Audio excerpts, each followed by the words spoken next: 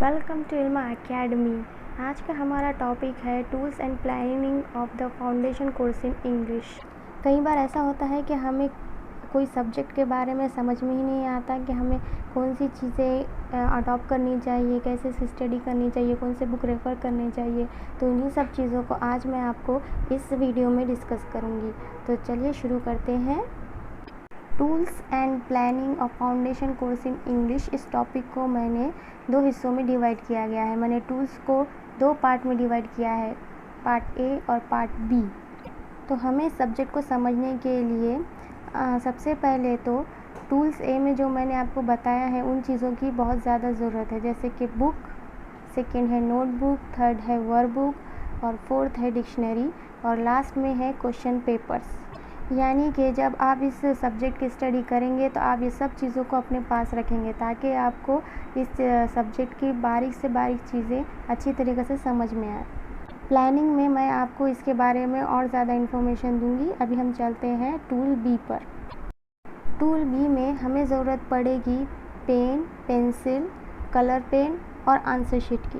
Pen की ज़रूरत है आपके शॉर्ट नोट्स के लिए, पेंसिल की ज़रूरत है वर्कबुक सॉल्व करने के लिए, कलर पेन आपके जो इम्पोर्टेंट पॉइंट है उसे नोटबुक में लिखते वक्त हाईलाइट करने के लिए, और आंसर शीट आपको ज़रूरत पड़ेगी क्वेश्चन पेपर सॉल्व करने के लिए। आप रूलिंग पेज का भी इस्तेमाल कर सकते हैं। तो सबसे पहले हम प्लानिंग ऑफ स्टडी में प्रीवियस ईयर के क्वेश्चन पेपर लेंगे, उसकी अच्छी तरह से स्टडी करेंगे, कौन सा क्वेश्चन कितने बार आया है, कितने मार्क के लिए पूछा है, इसकी स्टडी करेंगे। फिर उसके बाद हम जाएंगे डायरेक्ट बुक पर।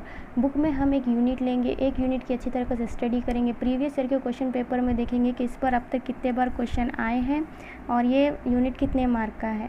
फिर उसके बाद एक यूनिट को अच्छी तरीके से स्टडी करने के बाद हम वर्कबुक लेंगे। वर्कबुक में उसी यूनिट के जो भी क्वेश्चंस है उसी को सॉल्व करेंगे। उसे सॉल्व करने के बाद उसके आंसर हम वर्कबुक के पीछे के साइड में देखें। आपके वर्कबुक के जो लास्ट पेज है वहाँ पर पूरे आंसर ऑलरेडी दिए हुए हैं, आपको सिर्फ वर्कबुक सॉल्व करके उसे चेक करना है। तो इसी तरह हम एक के बाद एक सारे यूनिट को सॉल्व करेंगे और लास्ट में प्रीवियस ईयर के क्वेश्चन पेपर को सॉल्व करेंगे। आंसर शीट पर या रूलिंग पेज पर जो भी आपके लिए अवेलेबल हो आप उस पर आंसर्स लिख सकते हैं क्वेश्चंस पेपर के, और उससे हमें ये भी पता चल जाएगा कि हम कितना टाइम में कितने क्वेश्चन कर रहे हैं और हमें कौन से यूनिट पर सबसे ज़्यादा इम्पोर्टेंस देनी है ताकि हमें अच्छे मार्क मिल सके और हम ईज़िली इस कोर्स में पास हो सके। मुझे उम्मीद है ये जो टूल्स और प्लानिंग है आपके लिए हेल्पफुल होंगे। अगर आपको कुछ चीज़ें समझ में नहीं आ रही है तो वीडियो के नीचे कमेंट लिखने के लिए दिया गया है, तो आप वहां पर कमेंट कीजिए, मैं उसे पढ़कर आपको रिप्लाई ज़रूर करूंगी। जितने भी मैंने आपको टूल्स और प्लानिंग बताए हैं वो इस कोर्स के लिए सफिशिएंट है। तो लास्ट में हम इसके टाइम टेबल की बात कर लेते हैं।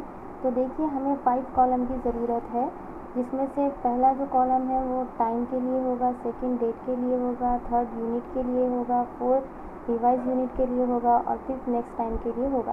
यानी कि आपकी जितनी कैपेसिटी है, आप जितना पढ़ने के लिए बैठ सकते हैं उस हिसाब से वहाँ पर टाइम लिखिए कि आप एक यूनिट को कितना टाइम देंगे। साथ ही साथ वर्कबुक का भी टाइम लिखिए, क्योंकि आपको यूनिट के बाद वर्कबुक सॉल्व करना ज़रूरी है, क्योंकि वो उस वक्त आपके दिमाग में एकदम फ्रेश रहता है, तो इसलिए आपको इसका यूनिट सॉल्व करने में कोई प्रॉब्लम नहीं होगी। फिर उसके बाद रिवाइज यूनिट की भी डेट लिखिए, क्योंकि रिवीजन बहुत ज़रूरी है किसी भी एग्ज़ाम को क्रैक करने के लिए। इसलिए आप जितना भी सब्जेक्ट को बार बार रिवाइज करेंगे उतना ही आपके लिए फ़ायदेमंद होगा। हमारा जो लास्ट कॉलम है उसमें है नेक्स्ट टाइम, यानी कि थर्ड टाइम में आप वो यूनिट कौन सी डेट को और टाइम को पढ़ेंगे।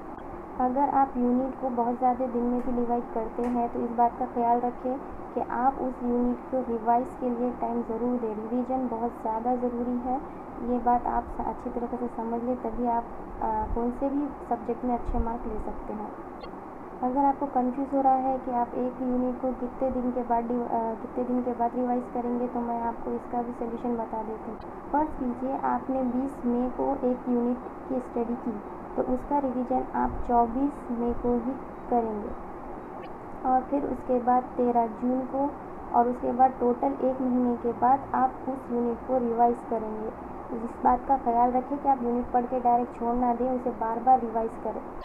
अगर आपको ये टाइम टेबल अच्छे से समझ में आ चुका है तो आप इस टाइम टेबल के हिसाब से स्टडी कीजिए या अपना ओन टाइम टेबल बनाएं। लेकिन एक चीज़ का ख्याल रखें कि आपको शॉर्ट नोट्स बनाना बहुत ज़रूरी है, क्योंकि रिवीजन में आप शॉर्ट नोट्स ही यूज़ करेंगे। पूरी बुक पढ़ने की या पूरी यूनिट पढ़ते बैठने की ज़रूरत नहीं है आपको। इसीलिए ये ख्याल रखें, अगर आप यूनिट पढ़ें तो उसके शॉर्ट नोट भी साथ ही साथ तैयार कर लें। अगर आपको मेरे वीडियोस अच्छे लगते हैं तो प्लीज़ इसे लाइक और कमेंट कीजिए, मेरे चैनल को सब्सक्राइब कीजिए और साथ ही साथ मेरे वीडियोस को अपने फ्रेंड्स में शेयर कीजिए, because more we share more we have. और लास्ट में बेल आइकॉन प्रेस करना ना भूलें। Thank you.